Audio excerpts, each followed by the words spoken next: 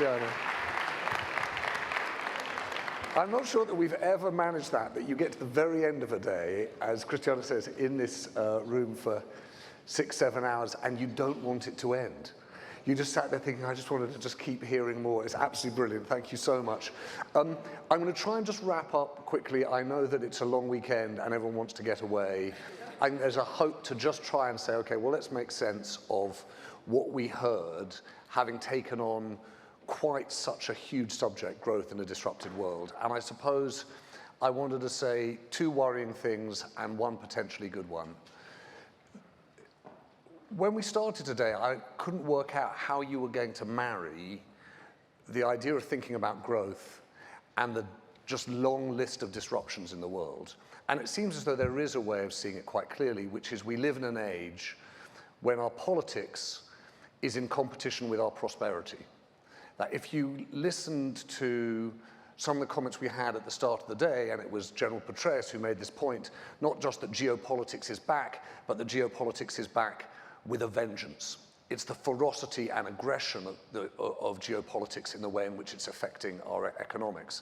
And Anna picked up that point in terms of fragmentation, protectionism, industrial policy, affecting the way in which globalization is being slowed, the idea of tariffs back on the agenda for people on both sides of the political aisle. Our politics seems to be at odds with our prosperity. And I thought that President Metsola from the European Parliament made the point that this is not just between continental economies, it's within our national politics too. That actually, even within our national politics, the idea of political stability is over because our politics itself is the politics of rejection, and it's, as a result, so unstable.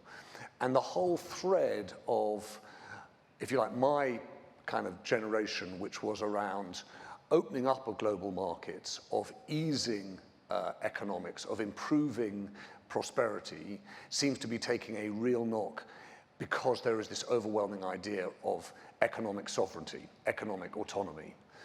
And so there's politics versus prosperity in the context of economics and trade and globalization, and then there's politics versus prosperity in terms of national security. You just needed to hear Jamil talking to Jens Stoltenberg, but through the course of the day, you keep on hitting this idea that for one reason or another, we are thinking about every dollar as a political investment in a contest with Russia, in a contest with China, in a contest for AI dominance. And the reality of national security concerns means the politicization of our economy too. So I suppose that's the thread, I would say, if we're being really realistic and a little bit downbeat. You can't get away from the fact that we're into 2025, we're going to see more fragmentation because we're going to see this contest between politics and prosperity. The reason I'll leave you with 1 positive thought is that, not taking away from what Jim had said about immigration dominating politics or culture wars still being, a factor, or, arguments that we've long had over justice, etc. The one thing that you have heard, I think, today is the growth consensus. I haven't heard a time, probably in a couple of decades, where it wasn't quite so clear to quite so many people that the challenge in terms of meeting demographics and public policy, in terms of meeting defense requirements, in terms of meeting climate transition, is growth. And everyone talking in different economies around the world saying, how are we going to get to growth? Different arguments about how you get there, but the same view that growth is ultimately the thing that people need to get to.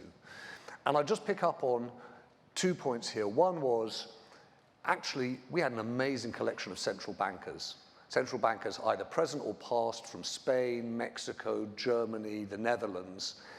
If you think about this conference in years gone by, the tension in the room in the relationship between banks and central bankers, capital levels, sense of security within the banking system, this felt like a time where the central bankers were much more confident and the banks confident too, and the question is about how to release that capital for growth. And then alongside it, policymakers, who it seemed too were much clearer about, let's get behind policies for growth, not least that kind of gap between the start of the day where we heard that Capital Markets Union and Banking Union had 0% chance of happening, and then, Enrico Letta said by the end of the day, no problem, it's about 80 to 100%. That you had this sense that there are policymakers who get the sense that enough is enough. a Europe that is growing as slowly as this is just not a viable prospect for the future. And there comes a moment where politics returns to focusing on economics. So my one positive thing for you to take away is that I think that thing we have learned is something that American political consultants learned a long time ago. Many of you will remember that there was another Democrat advising Jim's old friend Bill Clinton, who weeks before the 1992 election said, "It's the economy, stupid." It feels as though we've come back to that. So that is the summary in my notebook of what we'd said.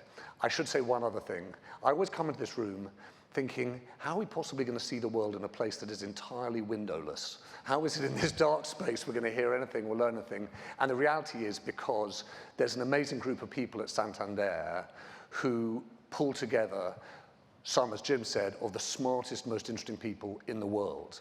And I have the great fortune of flying in, getting to talk to all of these people and thinking, oh my God, I see the world more clearly as a result of it.